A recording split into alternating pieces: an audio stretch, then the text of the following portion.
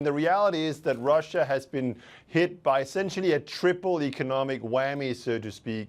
You've had years of lack of reforms and essentially destructive economic policies by Vladimir Putin. You then had economic sanctions on top of them, and these sanctions are really serious. I mean, it's essentially the equivalent of sort of a sudden stop Lehman moment that freezes all foreign financing for the Russian economy. And then on top of that, thirdly, you have this massive decline in oil prices.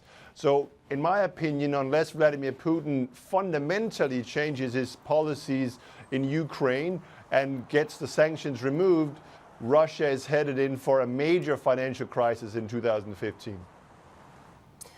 Okay, so we are likely then to see a major financial crisis. Is that essentially what you're saying? I mean, it's unlikely, I guess, as you sort of pointed out, that we are going to see a major fundamental change in terms of Russia's attitude towards, for example, the Ukraine. But on top of this, we have the very sharp falls that we've seen in the oil price. Well, I mean, I think the reality is that, you know, a lot of people say that Russia has got plenty of foreign reserves and they can withstand this kind of financial pressure for quite some time. But the reality is that Russia's foreign exchange reserves have been falling very rapidly in the last many months, actually. And it should also be noted that perhaps 200 billion of those, somewhat, you know, the official numbers say about 400 billion, but 200 billion of that is very illiquid holdings that are actually controlled by the various Russian sovereign wealth funds and are placed in gold. So they're not very liquid.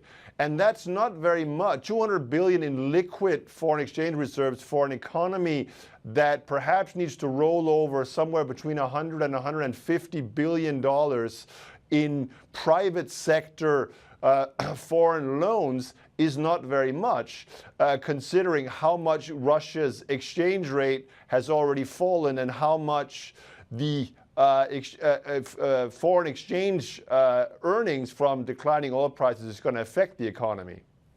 So, Jacob, you know, you've got this crisis in Russia. You've got much of Europe already in a recession.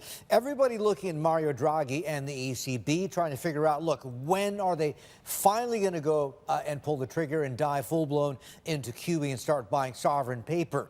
I mean, the fact of the matter is there's no time to waste, because the longer they wait, the worse it actually gets, because real interest rates at some stage are going to actually start tightening. And I mean, this is only going to make the situation worse. When are they going to go into full-blown QE? What's your best guess? Well, my guess is, and I should say off the top, I've been a big skeptic about sovereign QE in Europe.